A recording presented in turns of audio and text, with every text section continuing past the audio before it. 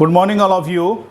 आज के सेशन में हम लोग बात करने वाले हैं ऊर्जा का स्थानांतरण कैसे होता है, यानी ऊष्मा ऊर्जा का स्थानांतरण कैसे होता है। तो पहले हम लोग ये जान लें कि ऊर्जा कहते किसको हैं।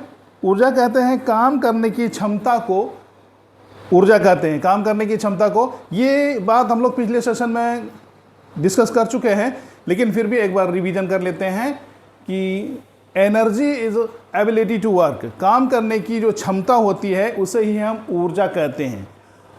ठीक है, और इस ऊर्जा की प्राप्ति कैसे होती है? भोजन से। हम लोग जो कुछ खाते हैं वो पचता है और उसी से ऊर्जा का निर्माण होता है। ये प्रक्रिया तो बायोलॉजी में अलग से हम लोग डिस्कस करेंगे कि ऊर्जा का निर्माण कैसे होता है, लेकिन फिलहाल आज हम लोग बात करेंगे कि ऊर्जा में ऊष्मा ऊर्जा का स्थानांतरण। ऊष्मा ऊर्जा का स्थानांतरण यानी स्थानांतरण मतलब स्थान का अंतरण, यानी स्थान परिवर्तन। एक स्थान से दूसरे स्थान पर जाने को स्थानांतरण कहते हैं। क्या कहते हैं? स्थानांतरण कहते हैं। तो ऊष्मा ऊर्जा का भी स्थानांतरण होता है, एक जगह से दूसरे जगह पर जाता है। तो कैसे जाता है, उसका क्या ये तरीका है जाने का? तो सबसे पहले हम लोग देखते हैं, एक होता है चालन विधि, कंडक्शन। ये है चालन। क्या है ये? चालन, कंडक्शन।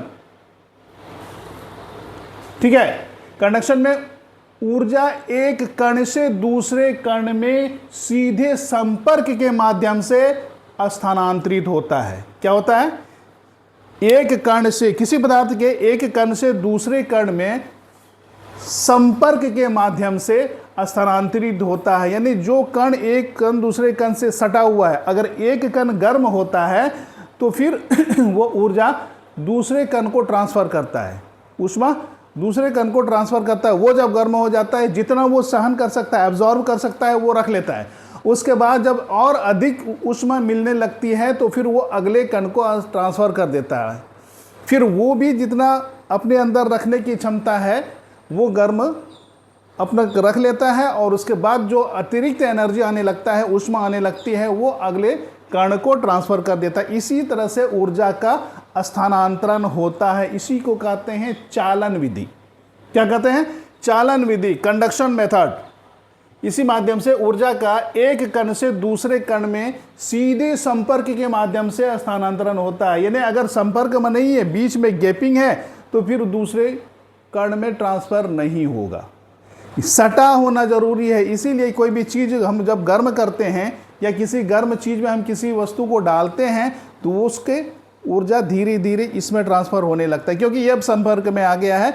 और फिर इस वस्तु में, जैसे चम्मच है या कुछ भी है, चाकू है, छड़ है, तो उसमें एक कण दूसरे कण के संपर्क में है। जब एक कण में ऊष्मा आती है वो गर्म होता है, और जितना ऊष्मा वो अवशोषित कर सकता है वो तो कर लेता है। उसके बाद अतिरिक्त ऊष्मा जो होता है वो अगले सटे हुए अणु को ट्रांसफ़र या कण को ट्रांसफ़र कर देता है। फिर वो जितना रखने का है अपने अंदर वो उतना एब्जॉर्ब कर लेता है। उसके बाद अतिरिक्त ऊष्मा फिर अगले कण को ट्रांसफ़र कर देता है। इसी को कहते हैं चालन विधि, कंडक्शन मेथड।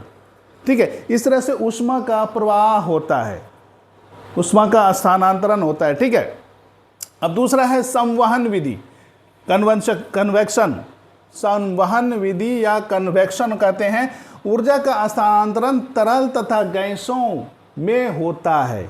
ऊर्जा का स्थानांतरण ठोस में भी होता है और तरल पदार्थ में, जैसे पानी है और हवा, गैस, इसमें भी ऊष्मा ऊर्जा का स्थानांतरण होता है। कैसे होता है?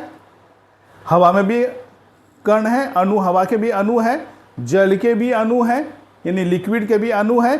जब एक अणु गर्म होता है, जब वो नीचे से गर्म होता है, जैसे ही नीचे से गर्म होता है तो वो गर्म हवा या पानी ऊपर उठता है, और ऊपर वाला हवा या पानी फिर नीचे जाता है। ठीक है, फिर वो गर्म होता है, फिर वो ऊपर आता है, फिर उस ठंडा वाला नीचे जाता है। इस तरह से ये सर्कुलेट होते रहता है, जिससे ऊष्मा एक कण से दूसरे कण में स्थानांतरित होते रहता है। जैसे कहते हैं संवहन में ऊर्जा का स्थानांतरण तरल तथा गैसों में होता है। इसमें ऊर्जा का स्थानांतरण तरल या गैसों के अणुओं की वास्तविक गति के कारण होता है। अणुओं की वास्तविक गति के कारण होता है, क्योंकि जब हम उसको किसी भी पदार्थ को गर्म करते हैं तो उसके अणुओं में गति उत्पन्न होती है। अणुओं में जब देखते हैं ना पानी गर्म करते हैं तो पानी खौलने लगता है। कैसे खौलने लगता है? यानी कि पानी में जो अणु है उस अणुओं में ऊष्मा प्राप्त होने के कारण उसमें गति उत्पन्न होती है और फिर वो खौलने लगता है। हवा के अणु जब गर्म होता है तो वो सीधे ऊपर उठने लगता है। इसलिए घर में हम लोग देखते हैं कि घर में छत के ठीक नीचे हम लोग निकासी के लिए वेंटिलेटर लगाते हैं। वेंटिलेटर, उसको वेंटिलेशन कहते हैं, हवा का आना जाना। क्योंकि हम लोग जानते हैं कि जब हम लोग रूम में रहते हैं तो हमारे शरीर से गर्मी निकलती है, तो वो गर्म हवा को करती है, हवा को गर्म करती है और गर्म हवा धीरे धीरे ऊपर उठती है, फिर उस वेंटिलेशन के माध्यम से निकल जाती है और फिर दरवाजे से खिड़की से ठंडी हवा उसमें प्रवेश करती है। तो उसके अणुओं में गति के कारण क्या होता है? गैसों का स्थानांतरण होता है। यानी वास्तविक गति के कारण गैसों तरह तथा गैसों के अणुओं के वास्तविक गति के कारण ऊर्जा का स्थानांतरण होता है, ऊष्मा ऊर्जा का स्थानांतरण होता है। एक हवा से दूसरे हवा के संपर्क में जो भी कण है, अणु है, वो गर्म होता है। इस तरह से विसरण भी इसको कह सकते हैं। जैसे मिश्रण तो गैसों का विसरण होता है, लेकिन ऊष्मा ऊर्जा का विसरण भी इसी तरह से होता है। अब हम लोग जैसे कि है हवा या पानी का गर्म हो जाना, ये भी यही उदाहरण है संवहन का। उसके बाद तीसरा है, वैसे इसको ऊष्मा ऊर्जा का स्थानांतरण की कई विधियां हैं, बहुत सारी विधियां हैं, जिसमें से आज हम लोगों ने 3 विधि को लिया है, इसी पे चर्चा करनी है। तो इसमें है तीसरा विकिरण, रेडिएशन। विकिरण मतलब रेडिएशन। रेडिएशन के माध्यम से, विकिरण के माध्यम से भी ऊष्मा ऊर्जा का स्थानांतरण होता है, स्थान का अंतरण होता है, एक स्थान से दूसरे स्थान पर जाता है। जैसे सूरज सबसे बड़ा पृथ्वी का ऊष्मा ऊर्जा का स्रोत है, उससे बड़ा ऊष्मा ऊर्जा का कोई स्रोत नहीं है, और ये भी प्राकृतिक है, ये हमेशा चलने वाला है, कभी खत्म होने वाला नहीं है। ठीक है, तो इसमें विकिरण में, रेडिएशन में ऊर्जा का स्थानांतरण विद्युत चुंबकीय तरंगों के रूप में होता है। किस रूप में होता है? विद्युत चुंबकीय तरंगों के रूप में होता है। विद्युत चुंबकीय तरंगों के रूप में होता है, और इसके लिए किसी माध्यम की आवश्यकता नहीं होती है। किसी माध्यम की आवश्यकता नहीं होती है। जैसे हम लोगों ने देखा, चालन में माध्यम की आवश्यकता होती है, संवहन में माध्यम की आवश्यकता होती है, और लेकिन ये विकिरण विधि, रेडिएशन मेथड जो है ऊष्मा ऊर्जा का स्थानांतरण का, इसमें किसी माध्यम की आवश्यकता नहीं होती है। इसीलिए तो वहां से, सूरज से ऊष्मा ऊर्जा धरती तक आती है। वरना अगर इसे मीडियम की जरूरत होती तो फिर सूरज से, ये कुछ हम पृथ्वी से कुछ ही दूरी तक तो वायुमंडल है, उसके आगे तो निर्वात है, इस वजह से तो फिर सूरज से ऊष्मा हमारे पृथ्वी पर कैसे आती? नहीं आती, सब उधर ही रह जाता। अगर ऊष्मा को चलने के लिए माध्यम की जरूरत होती तो फिर तब तो हमारे धरती पर सूरज की ऊष्मा नहीं पहुंचती, नहीं, सूरज की ऊष्मा नहीं पहुंचती, तो हम तो ठंडी में मरते रहते, हु करते रहते। इसीलिए ये तीसरा मेथड है और काफी महत्वपूर्ण मेथड है कि विकिरण यानी रेडिएशन, रेडिएशन के माध्यम से भी ऊष्मा ऊर्जा का स्थानांतरण होता है, एक स्थान से दूसरे स्थान पर जाता है।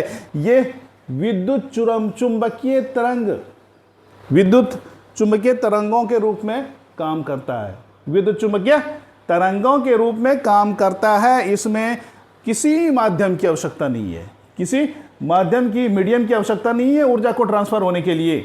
जैसे यह है सूरज से पृथ्वी तक ऊष्मा का पहुंचना, सूरज से पृथ्वी तक ऊष्मा का पहुंचना, यही है, साबित करता है कि ऊष्मा को स्थानांतरण करने के लिए किसी मीडियम की जरूरत नहीं है। ठीक है, तो आज का सेशन कैसा लगा? कमेंट करके जरूर बताइएगा। धन्यवाद।